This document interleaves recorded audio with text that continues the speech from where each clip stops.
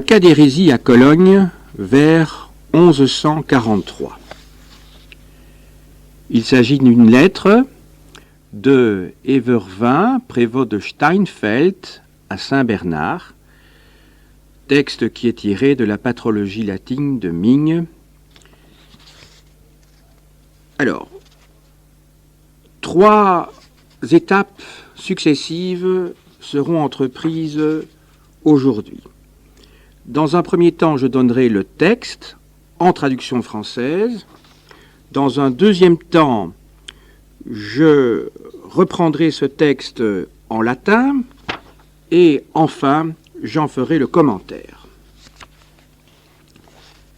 Traduction française. Récemment ont été découverts chez nous, près de Cologne, certains hérétiques dont certains, après réparation, ont fait retour à l'Église. 2 d'entre eux, celui que l'on disait leur évêque et son compagnon, nous tinrent tête dans une assemblée de clercs et de laïcs à laquelle assistait, avec de hauts personnages de la noblesse, le sire archevêque en personne. Ils alléguaient, pour défendre leur hérésie, des paroles du Christ et de l'apôtre. N'aboutissant à rien, ils proposent un débat où des experts les soutiendraient. S'ils sont vaincus, disent-ils, nous nous soumettrons. Mais le peuple se soulève et les brûle. Leur constance dans le supplice bouleverse Evervin. Je reprends le texte. Voici quelle est leur hérésie. Ils disent que l'Église réside chez eux seulement. Motif, ils sont les seuls à s'attacher au pas du Christ et à demeurer les véritables adeptes de la vie apostolique, ne recherchant pas les choses du monde, ne possédant ni maison, ni champ, ni aucun bien. Ainsi le Christ, il n'a rien possédé, il n'a rien donné à posséder à ses disciples. Mais vous, nous disent-ils, vous entassez maison sur maison, champ sur champ, vous recherchez les choses de ce monde. Aussi même ceux qui, parmi vous, sont tenus pour les plus parfaits, comme les moines ou les chanoines réguliers, quand bien même ils ne possèdent ces biens qu'en commun, et non chacun pour eux, ils ne les possèdent pas moins tous. Quant à nous, disent-ils d'eux-mêmes, les pauvres du Christ, instables, fouillant de ville en ville comme des brebis au milieu des loups, nous souffrons persécution avec les apôtres et les martyrs. Nous menons pourtant, dans le jeûne et l'abstinence, une vie sainte et d'une grande sévérité, nous consacrant nuit et jour aux prières et à un labeur dont nous n'attendons que le nécessaire pour vivre. Mais si nous avons à supporter tout cela, c'est parce que nous ne sommes pas du monde. Vous, au contraire, adeptes du monde, comme vous êtes du monde, vous êtes en paix avec le monde. L'accès à la propriété a égaré l'Église, eux, de tout temps, s'en sont gardés. Je reprends le texte. Nos fruits, c'est de suivre le Christ. De leurs aliments, ils bannissent toute espèce de lait, ce qu'on fabrique avec le lait, et tout ce qui est enfanté d'un accouplement. Voilà ce que, dans leur genre de vie, ils nous opposent. Pour leurs sacrements, ils les taisent. Ils nous ont pourtant avoué ouvertement qu'à leur table, chaque jour, quand ils mangent, à la façon du Christ et des apôtres, ils consacrent par l'oraison dominicale leur nourriture et leur boisson dans le corps et dans le sang du Christ, afin de se nourrir par là des membres et du corps du Christ. Ils disent que, dans nos sacrements, nous ne possédons pas la vérité mais une illusion, une tradition d'origine humaine. Ils ont aussi avoué clairement que, en plus de l'eau, ils baptisent dans le feu et l'esprit, et qu'ils y ont été baptisés. Ils allèguent le témoignage de Jean-Baptiste. Quand tels baptêmes doivent se faire par l'imposition des mains, ils se sont efforcés de le montrer d'après le témoignage de Luc. Quiconque, parmi eux, est ainsi baptisé, ils le disent élu, et pensent qu'il possède le pouvoir de baptiser tous ceux qui en seront dignes, et celui de consacrer à sa table le corps et le sang du Christ. Pour commencer, en effet, une imposition des mains fait recevoir parmi les croyants celui qui appartenait au groupe de ceux qu'il nomme les auditeurs. Dès lors, il lui sera permis de participer à leurs prières jusqu'à ce que, après une suffisante probation, on le fasse élu. De notre baptême, ils ne tiennent pas compte. Ils condamnent le mariage, mais je n'ai pu en découvrir auprès d'eux la cause, soit qu'il n'ait pas osé l'avouer, soit qu'il l'ait ignoré. Notre région héberge aussi d'autres hérétiques. Ils sont en total désaccord avec les premiers, et ce sont leurs désaccords et leurs disputes qui nous les ont fait découvrir les uns et les autres. Ceux-ci nient qu'à l'autel soit fait le corps du Christ pour le motif que, dans l'Église, aucun prêtre n'est consacré. La dignité apostolique, en se mêlant des affaires séculières, s'est, disent-ils, corrompue. Ne combattant pas pour Dieu, comme Pierre, le titulaire de la chaire de Pierre, s'est dépouillé du pouvoir de consacrer qui fut donné à Pierre. Comme il en est dépourvu, les archevêques qui, dans l'Église, vivent selon le siècle, ne reçoivent pas de lui le pouvoir de consacrer. Pour affirmer ceci, ils se fondent sur les paroles du Christ. Sur la chaire de Moïse se sont assis les scribes et les pharisiens. Faites ce qu'ils vous disent. Matthieu 28, 2, 3. Comme si aux gens comme eux avait été concédé seulement le pouvoir de parler et de commander, mais rien de plus. Ils annulent aussi le pouvoir sacerdotal de l'Église et condamnent les sacrements, à l'exception du seul baptême, restreint aux adultes, lesquels, disent-ils, sont baptisés par le Christ, quel que soit le ministre du sacrement. Ils n'ont pas foi dans le baptême des enfants en raison de ce passage de l'Évangile. Suit une citation de Marc 16, 16. Tout mariage, il l'appelle fornication, sauf si les deux conjoints, l'homme et la femme, sont l'un et l'autre vierges. Ils n'ont pas foi dans l'intercession des saints, les jeûnes et autres pénitences pour les péchés. Ils affirment qu'ils ne sont nécessaires ni aux justes, ni même aux pécheurs. À quelques moments que le pécheur pleure ses péchés, ils lui sont tous remis. Quant aux observances de l'Église, toutes celles que le Christ et les apôtres à partir de lui n'ont pas instituées, il les appelle superstitions. Ils n'admettent pas, après la mort, le feu du purgatoire. Aussitôt sortis du corps, les âmes, pensent-ils, passent pour toujours, soit dans la peine, soit dans le repos. D'où leur rejet des prières ou des offrandes des fidèles pour les défunts. Que saint Bernard se hâte d'agir, ces hérétiques sont, disent-ils, légion. Je reprends. Et retiennent également plusieurs de nos clercs et de nos moines. Ceux qu'on brûla, nous ont dit, dans leur défense, que cette hérésie était restée cachée jusqu'à notre temps, depuis le temps des martyrs, et s'était maintenue en Grèce et dans certaines autres contrées.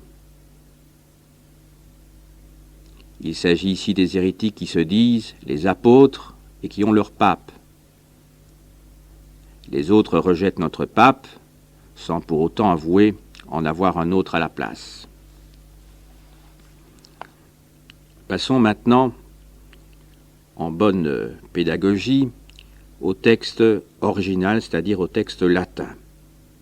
Il m'a paru essentiel, effectivement, de donner d'abord la traduction avant le texte pour mieux le comprendre. Nuper aputnos, iuxta coloniam, quidam aeretici delectisunt. Quorum, quidam cum satisfactione ad ecclesiam redierunt. Duo ex eis, scilicet, qui dicebatur episcopus, eorum cum socio suo, nobis restiterunt, et conventu clericorum et laicorum, praesente ipso domino archiepiscopo, cum magnis viris nobilibus, aeresim suam defendentes, ex verbus Christi et apostoli. Haec est aeresis illorum. Dicunt apud se, tantum ecclesiam esse, eo quod, ipsi soli vestigiis Christi inaerant, et apostolicae vitae veri spectatores permaneant, et aquae mundi sunt non quaerentes, non domum, nec agros, nec aliquid peculium possidentes. Sicut Christus non possedit, nec discipulis suis possidenda concessit. Vos autem, dicunt nobis, domum domui, et agrum agro copulatis, et quae mundi sunt uius quaeritis. Ita etiam, ut qui in vobis perfectissimi abentur, sicut monaci vel regulares canonici, quam vis aec non ut propria, sed possident ut communia, possident tamen aec omnia.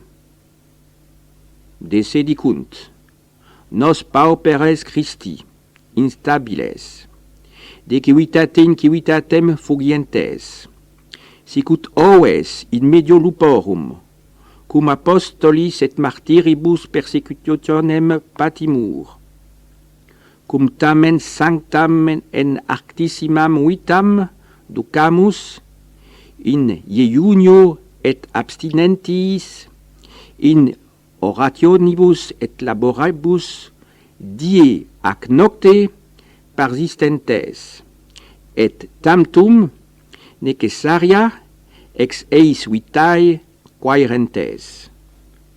Nos hoc sustenemus, quia de mundo non sumus, vos autem mundi amatores, cum mondo pacem abetis, quia de mundo estis, fructus nostris sunt vestigia Christi, in cibis suis vetant omne genus lactis, et quod inde conficitur, et quid ex coitu procreatur. Hoc de conversatione sua nobis opponunt. In sacramentis suis, vello se tegunt, tamen nobis aperte confessi sunt, quod in mensa sua quotidie cum manducant ad formam Christi et apostolorum, quibum sum et potum in corpus Christi et sanguinem per dominicam orationem consecrant. Ut inde se membra et corpus Christi nutririant. Nos vero dicunt, in sacramentis non tenere veritatem, sed quamdam umbram et hominum traditionem. Confessi sunt etiam manifeste sae praeter aequam, in ignem et spiritum baptisare, et baptisatos esse. Aducentes ilut testimonium Ioannis Baptistae, et talem baptismum per impositionem manum debere fieri conati sunt ostendere testimonio Lucae. Et quem libet, sic, inter eos baptisatum dicunt electum, et abere potestatem alios, qui digni fuerin baptisandi, in mensa sua, corpus Christi et sanguinem consecrandi. Prius enim, per manus impositionem de numero eorum, vos auditores vocant, recipiunt eum inter credentes. Et sic licebit, cum interesse orationibus eorum, usque dum satis probatum eum faciam electum. De baptismo nostro non curant, nuptias damnant, sed causam abeis investigare non potui. vel quia eam fateri non audebant, vel potius quia eam ignorabant. Sunt item ali aeretici quidam in terra nostra, omnino ab istis discordantes, per quorum mutuam discordiam et contentionem utrique nobis sunt delecti. Passons dans une troisième étape aux commentaires. Le texte qui vient d'être lu est extrait d'une lettre adressée à Saint Bernard par le prieur d'une communauté de Prémontré, des environs de Cologne, dans l'Empire germanique. Cette communauté est celle de Steinfeld, fondée entre 1121 et 1135, donc toute récente. Evervin en est l'un des premiers prieurs. Quant à son correspondant, Saint Bernard, mort en 1154, abbé de l'abbaye cistercienne de Clairvaux, aux confins champenois-bourguignons, dans la vallée de l'Aube, il domine de toute sa stature la chrétienté du XIIe siècle. On le consulte de tous côtés, on sollicite son intervention sur tous les fronts des combats spirituels de l'Église. Croisade, choix d'un pape, querelle dogmatique, ici hérésie. La longueur de la lettre de Evervin, son ton pressant, la personnalité du consultant montre combien celui-ci estime grave la situation. Deux groupes d'hérétiques différents se sont formés à Cologne. Les premières interventions du clergé local se sont avérées inefficaces. Evervin, chef du prieuré prémontré de Steinfeld, sollicitant l'intervention de Saint Bernard, décrit longuement la doctrine des rebelles, leur organisation, leur attitude à l'égard de l'Église. Vers 1143. Contestation partielle du dogme. L'hérésie n'a rien de nouveau dans l'histoire de l'Église. Sans remonter plus haut, différents mouvements analogues ont inquiété le clergé dès le XIe siècle, à Orléans, en Champagne, en Italie, etc. Mais ils étaient restés épars et limités, et cette rébellion se fait plus grave au XIIe siècle. Les foyers hérétiques se multiplient, se prolongent, s'étendent, gagnent les foules. À la fin du siècle, une bonne partie de la population lui est acquise dans certains cantons. Les circonstances générales favorisent l'émancipation des laïcs, principale troupe de l'hérésie. La mobilité, croisade, migration de gens arrachés à leur milieu traditionnel, la seigneurie, le développement des villes, la formation de nouveaux cadres sociaux, guildes marchandes, groupements d'artisans, communautés villageoises et politiques, les communes, le nombre croissant des pauvres et déracinés, tous ces faits, et d'autres, entraînent un plus grand désir d'autonomie, rendent plus pénibles certaines suggestions sociales, aiguisent ici l'esprit critique, à l'inquiétude. Ces attitudes ont aussi leurs répercussions sur le plan religieux. Elles entretiennent et aggravent le malaise spirituel. De ce malaise, fondamental dans le succès de l'hérésie, les causes sont nombreuses. Plus mobiles, les fidèles manquent d'encadrement. Voyageurs, nouveaux membres de paroisses urbaines, mal organisés. Surtout, où qu'ils soient, ils jugent plus sévèrement le clergé. Il est vrai que la réforme grégorienne a amélioré le niveau moral des clercs, mais la lutte du pape et de l'empereur a, surtout en Allemagne, troublé les consciences. D'autre part, bien des laïcs sont plus exigeants et mieux informés ou plus attentifs, grâce précisément à l'amélioration de l'enseignement entraîné par la réforme. D'où le scandale entraîné par les inévitables faiblesses du clergé, clerc indigne, évêques riches et puissants aux dépens desquels s'établit souvent le gouvernement communal, moines dont les communautés s'enrichissent constamment. Enfin, une spiritualité propre aux laïcs s'élabore et se répand. Elle privilégie la pauvreté, elle espère un renouveau. Tout ceci entraîne ça et là des crises. On l'a déjà vu pour Milan au milieu du XIe siècle. Voici maintenant l'exemple plus radical de Cologne, 80 ans plus tard. Grande ville marchande, la plus grande d'Allemagne, Cologne est en plein essor. Elle grandit, 1106, construction de nouveaux remparts plus étendus. Un groupe aisé de marchands internationaux s'est constitué qui cherche à s'émanciper politiquement de la tutelle du seigneur local. En 1112, il y a une union politique des riches patriciens. En 1149, on utilise pour la première fois un sceau communal. Or, le seigneur se trouve être l'archevêque. Autre raison d'hostilité, la médiocrité du titulaire, Arnold Ier, de 1137 à 1151. Le terrain est donc propice à une opposition à l'Église. L'apparition de ces deux hérésies n'est donc pas sans motif. Reste un problème. Dans quelle mesure ces hérésies sont-elles spontanées? Le scandale n'entraîne pas forcément la rupture. Du reste, les hérétiques le disent eux-mêmes, notre croyance vient d'ailleurs, de Grèce. D'un autre côté, l'on a des raisons de douter que les influences orientales aient été sitôt si puissantes en Occident.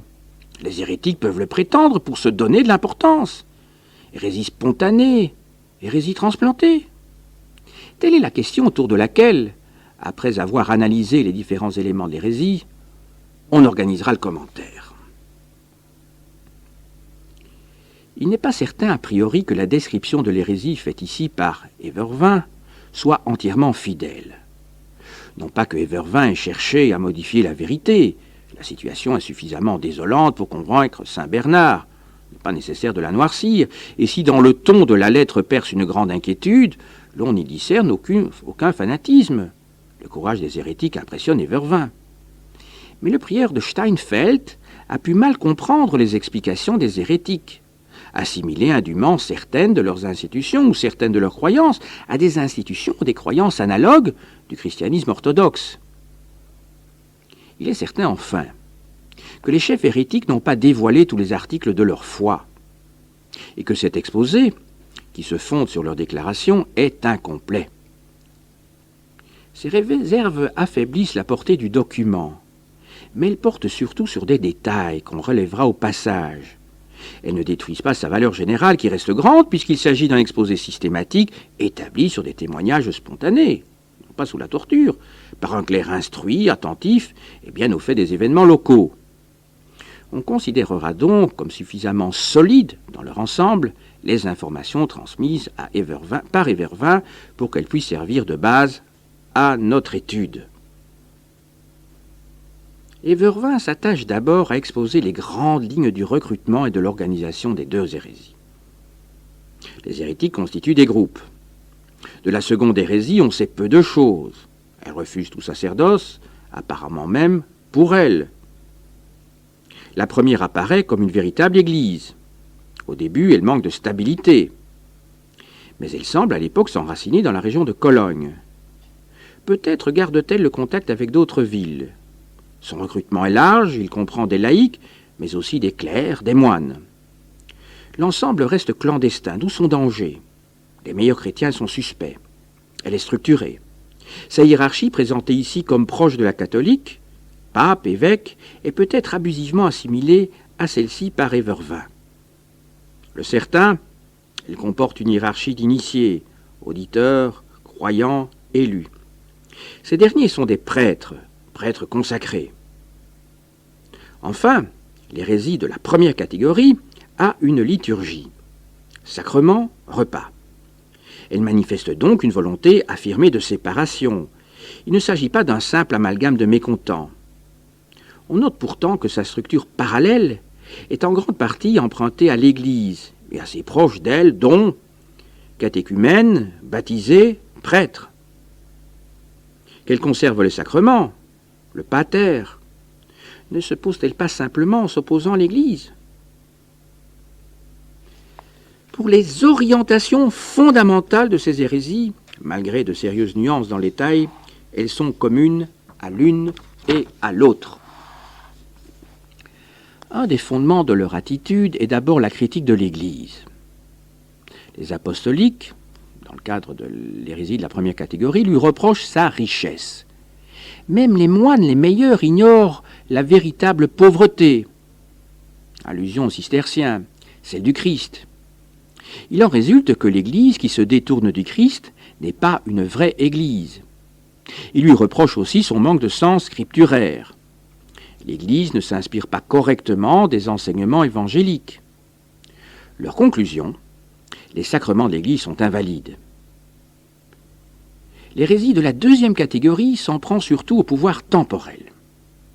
Ce pouvoir qui détourne du service divin fait perdre à l'Église son pouvoir sacramentel.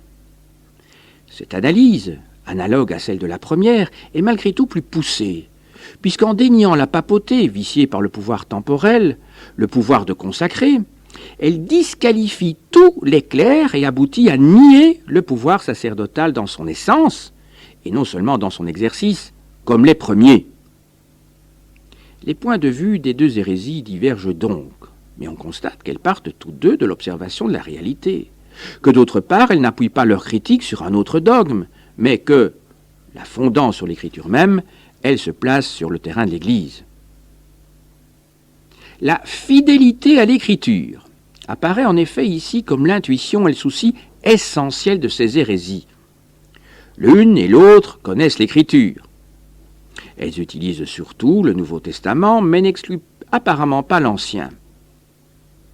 La première hérésie le cite. La seconde ne l'exclut pas nommément. L'écriture, pour la première, est l'objet de connaissances rationnelles. On l'examine, on la discute. C'est sur l'écriture que les apostoliques, dans le cas de la première hérésie, reconstruisent leurs dogmes, en particulier leurs sacrements, baptême et scène. Référence dogmatique, l'écriture est aussi avant tout un exemple pratique. Elle nourrit leur spiritualité. Ils entendent vivre en conformité avec l'Évangile, en cela ils suivent l'exhortation du Christ, mais aussi et surtout son exemple comme celui d'une personne vivante. Leur spiritualité fondée sur l'écriture est donc christocentrique. Pour le même motif, elle est également apostolique. Il faut noter le refus de toute tradition et l'explication qu'ils en donnent. L'Église falsifie l'enseignement des apôtres. Et toutes deux insistent, écriture à l'appui, premièrement sur l'importance de l'expérience des apôtres auquel s'arrête la révélation, deuxièmement sur leur enseignement, le seul valable, enfin, troisièmement, sur leur modèle, leur exemple. Les hérétiques de la première catégorie entendent mener une vie apostolique, d'où leur nom. Enfin, l'écriture sert de référence à leur morale. Leurs attitudes morales ne sont pas identiques. Les apostoliques vivent dans la pénitence, détournent certains aliments, pratiquent la pauvreté, condamnent absolument le mariage. Les autres condamnent la pénitence. Malgré ces contradictions, les uns et les autres s'appuient au moins en partie sur l'écriture. Prêchant la pénitence, les apostoliques opposent constamment leur attitude à celle du monde, à 6 reprises. En ceci, ils s'inspirent manifestement de l'évangile de Saint Jean, chapitre 14. Leur pauvreté, elle leur vient du Christ de l'évangile. Condamnant le mariage, l'hérésie de la seconde catégorie s'appuie sur Matthieu, Paul, par exemple. Donc, tout d'abord, il s'agit d'hérésies différentes sur le plan dogmatique et moral, probablement nées du refus et d'intuitions diverses. La seconde, par exemple, reflète manifestement le choc dans les consciences des polémiques antipontificales qui ont accompagné la lutte du sacerdoce et de l'Empire. La première représente plutôt les radicaux de la Réforme, ceux que la pseudo-pauvreté cistercienne ne satisfait pas. Deuxièmement, mais chez l'une comme chez l'autre, la référence à l'Évangile est fondamentale. Dogme, spiritualité, morale. Seulement la question se pose. Cette référence est-elle unique ? Certains points de leur dogme, de leur morale, n'ont aucun fondement scripturaire. Ainsi, dans l'hérésie de la deuxième catégorie, la condamnation de la pénitence et du culte des saints est celle du mariage. De plus, l'Évangile se prête à de multiples interprétations différentes. Selon quels critères adopter telle version ou telle ponctuation du texte sacré et refuser tel sacrement? N'est-ce pas à cause de l'exemple d'autres hérésies, en particulier de celles qu'il cite, l'hérésie grecque? Entre les hérésies que je viens de mentionner et les croyances hérétiques répandues en Grèce, en particulier les conceptions bogomiles, telles qu'elles apparaissent au début du XIIe siècle, il existe en effet plus d'un point commun. Chez les bogomiles, même anticléricalisme, ils dénoncent la fausseté de l'Église orthodoxe. Comme la deuxième hérésie, ils rejettent le culte des saints, vierges comprises. Chez eux, même importance de l'écriture, que les bogomiles utilisent en partie comme nos deux hérésies, privilégiant le Nouveau Testament, ils n'excluent pas l'Ancien. Ils respectent par exemple le personnage de Salomon. Or, dans la deuxième hérésie que nous avons analysée, Salomon est le seul personnage de l'Ancien Testament qui soit cité. Chez les bogomiles, c'est l'Évangile, celui de Jean, qui sert à l'intronisation des chefs. Même attitude à l'égard des sacrements. Les bogomiles les refusent tous, sauf le baptême de l'Esprit. Chez eux aussi, le baptême est à l'origine de l'initiation, qui donne naissance à une double hiérarchie. Catéchumène, baptisé, élu. Leur prière essentielle est le pater, seule prière mentionnée chez nos hérétiques. La morale décrite précédemment évoque également celle de certains bogomiles qui déconseillent le mariage et des aliments comme la viande. Elle vient d'un accouplement. Enfin, vers 1143-1147, quand l'hérésie est démasquée à Cologne à cause de l'agitation des hérétiques, les bogomiles sont particulièrement actifs à Constantinople. Ils sont condamnés en 1143, 1144, 1147. Il faut noter cette concomitance. En définitive, si l'on se réfère à la concomitance de l'agitation à Byzance et à Cologne, en 1143, aux concordances multiples du dogme et de la morale, une contamination est difficilement niable. Ne parlons pourtant pas de filiation directe. Certaines affirmations bogomiles sont absentes des dogmes de Cologne, ou s'y opposent absolument. Premièrement, leur cosmogonie. Tous les bogomiles sont dualistes. Pour eux, la terre est la création de Satan, d'où leur mépris de la chair.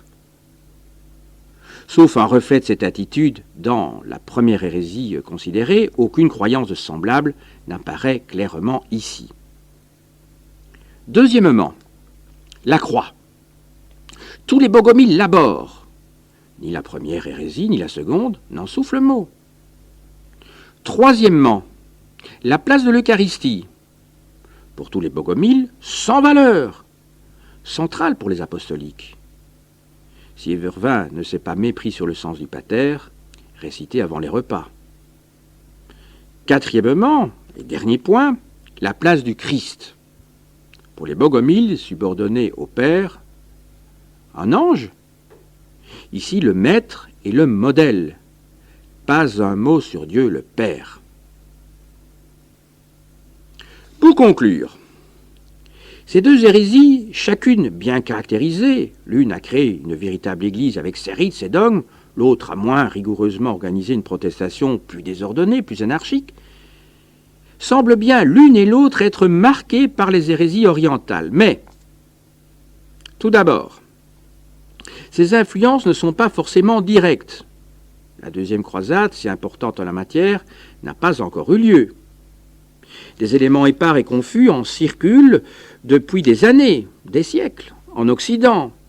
Et c'est ainsi probablement que les gens de Cologne les connaissent. Rien de cohérent, ni de systématique dans leurs emprunts. Ensuite, ces influences ne sont pas absolument fondamentales. Pour l'une, comme pour l'autre, les deux mobiles essentiels de l'hérésie sont le scandale de l'Église, richesse, puissance, et la découverte personnelle de l'écriture. Il s'agit encore à Cologne de mouvements hérétiques, et non, comme en Orient, et plus tard en Languedoc, de véritables religions nouvelles. Malgré l'intervention de saint Bernard, 2 sermons à ce sujet, l'hérésie des apostoliques, sinon l'autre, persiste encore longtemps. Elle est florissante à Cologne, en 1160-1170. Ses adeptes sont fort nombreux et l'Église locale continue à s'inquiéter. Ils se font appeler cathares, première mention de ce mot, 1163, du grec katharos, pur, comme les hérétiques du midi de la France. Leur dogme apparaît plus clairement. Le diable collabore à la création. Christ ne s'est pas fait homme sur cette terre, etc. Leur dualisme est nettement marqué, ainsi que leur proximité des Bogomiles, mais il s'est écoulé 20 ans, et il est manifeste